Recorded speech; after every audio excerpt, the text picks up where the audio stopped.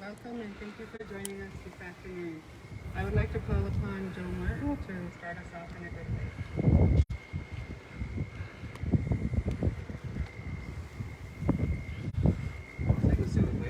Hello everyone, my name is Joe Martin, and the Chief Markel asked me to do the opening today. We're going to do a Thanksgiving address in the Mohawk language, the short version, and then I'm going to pass the mic back over. So the Honsios, Conjurto Sunglaw, di Sunglay Diso, may wahi dating lan ni Sunglay Diso, may wahi dating lan ni Gwego Jin Hodo, do Dole Lasani ni Jimin Jadi, di Jimunto, dating Ulado ni Ungwe Suna, dating ni Dong Gini Ngwat ni Guma, dating lan ni Kenistano, Umi Jadi, ito ni Dong Gini Ngwat ni Guma, dating lan ni Kenegalunyo, ito ni Dong Gini Ngwat ni Guma, dating lan ni Gunjok Suna, ito ni Dong Gini Ngwat ni Guma, dating lan ni Ojinola Suna, ito ni Dong Gini Ngwat ni Guma, dating lan ni Muka Suna, ito ni Dong Gini Ngwat ni Guma, dating lan ni John Heko, ini saglihon din ni Honest Emus Ladak ni Saida, ito ni Dong Gini Ngwat ni Guma, dating lan ni Kahikson, ini saglihon din ni Hondasa, ito ni Dong Gini Ngwat ni Guma, dating lan ni Gal Hideson, dat ni Oglesa, ni saglihon din ni Mata, ito ni Dong Gini Ngwat ni Guma, dating lan ni Kundilio, ni saglihon din ni Espeludo, ito ni Dong Gini Ngwat ni Guma, dating lan ni Jitang Buasa, ito ni Dong Gini Ngwat ni Guma, dating lan ni Afghanistan, si Sneaker Blackway, ito ni Dong Gini Ngwat ni Guma, dating mulad ni Sungwat Jid and JJ Blackway, ito ni Dong Gini Ngwat ni Guma, dating mulad ni Ladi Welas, ito ni Dong Gini Ngwat ni Guma, dating lan ni Oji Stokulani, ni Jikulanyage, ito ni Dong Gini Ngwat ni Guma, dating lan ni Gayoli ni Ngwedige, ito ni Dong Gini Ngwat ni Guma, dating lan ni Skandaya, ito ni Dong Gini Ngwat ni Guma, dating lan ni Sungai Diso, ni Sewa Katu, ni Oya Aze, ni Sulade, ito ni Dong Gini Ngwat ni Guma, ona ito Sewa Wego, Dogitino Sigini Guma, ni Zini Sokudago, Daknaiza Yogi, Dadu Manita.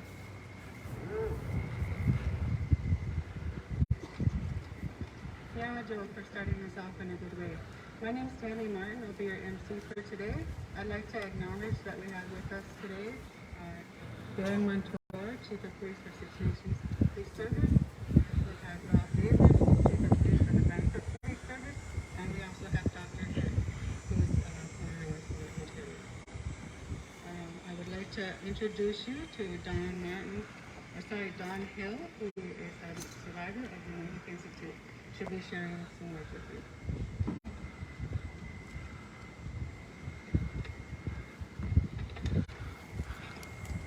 This letter is dated July 21st, 2021, and it's addressed to Chief Darren Montour of the Police Department. In the early 1980s, possibly 1983, during work being done in the former Mohawk Institute, bones were found buried near the building. We understand the bones were identified as human, belonging to a child, either hip or shoulder bones. Later, the bones were reburied on the grounds. The police and the coroner were involved, but it does not appear that the matter was fully investigated. Where they are buried is unmarked.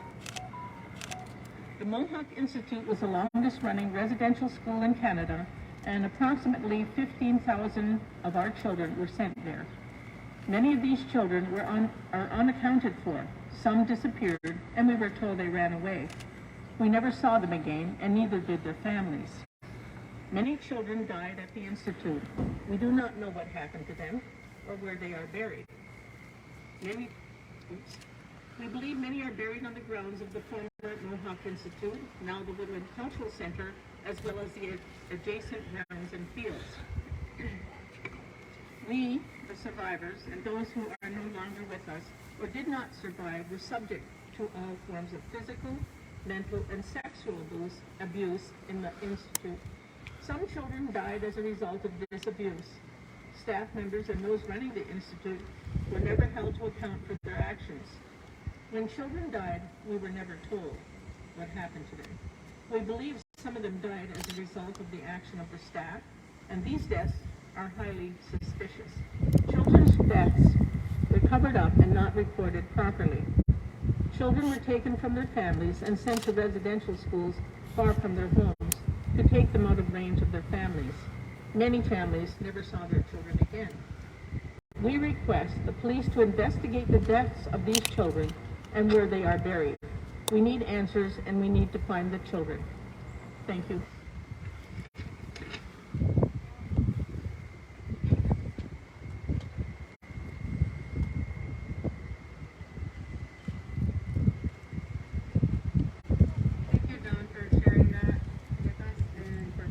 that information on to Chief Mentor. I would also like to ask Chief Hill to the podium to share some remarks with you.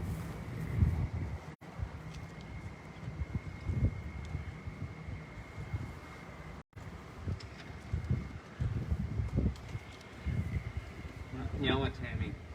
Sego, Scano, and good afternoon and welcome to Six Nations of the Grand River Territory. I would like to begin by acknowledging and thanking our survivors who are with us here today and to let them know that we are continuing to hear them, to support them, and to honor them as we embark on such a difficult journey.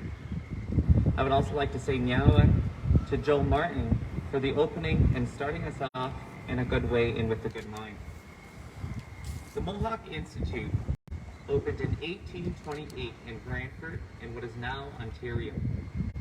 Relocated in 1840 and destroyed by a fire in 1858, the rebuilt building and barns were again destroyed in a fire set by students in 1903.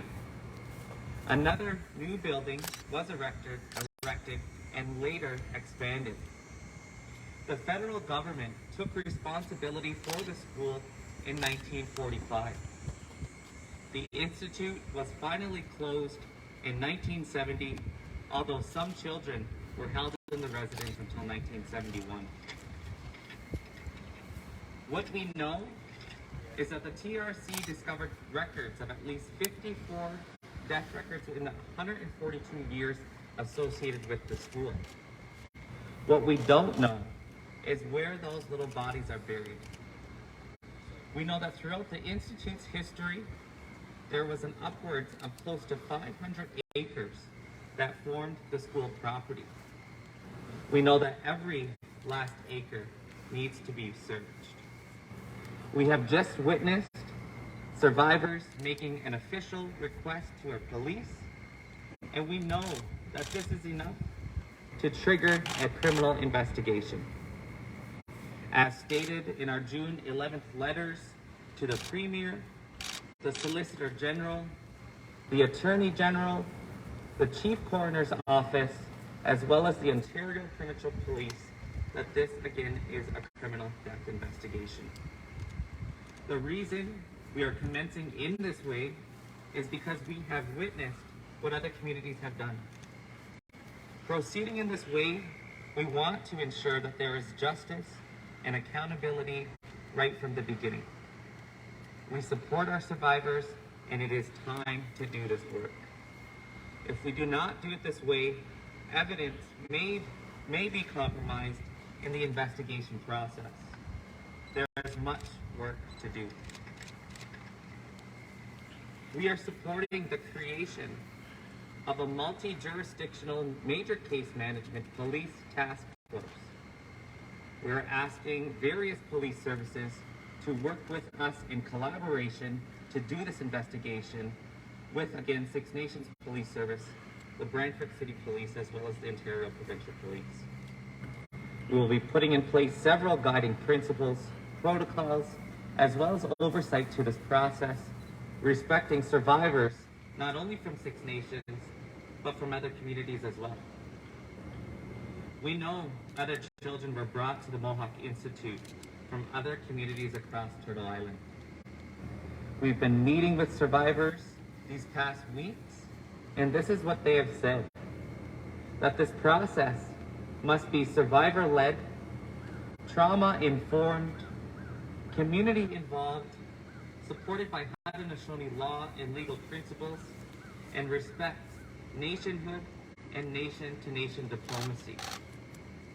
They have clearly mandated the creation of a survivor secretariat that will coordinate death investigation processes and protocols, facilitate gathering of survivor and community statements, overseeing research and document collection activities, reporting to survivors, leadership, and community, establishing a commemoration policies and activities, as well as liaising with all levels of government to establish nation-to-nation leadership dialogue. Time is of an essence. Survivors are saying to move now. We have not yet received any funding from the federal or provincial governments to move this important work forward. And in fact, even further to that, we have not received an official response from our Prime Minister of our letter dated May 31st directly to his office. In fact, our community was quite disheartened to learn that our Prime Minister was in Hamilton yesterday, less than 30 minutes ago from the Mohawk Institute, and has yet to visit this place and has yet to visit our survivors and our community. In support of our survivors, to do this investigation under the newly created Survivor Secretariat, the Six Nations of the Grand River Elected Council passed a motion earlier this week to provide $1 million to the survivors so that they can begin this vital work, and again on an interim basis. And let's be clear that this is not a political process. This involves our entire community, led by our survivors. We are here to provide support and resources, and we hope that all other communities and organizations will do the same. With this work, what we've learned from other communities who are also going through the same pain and trauma is that we need to take our time to do our own healing in this journey.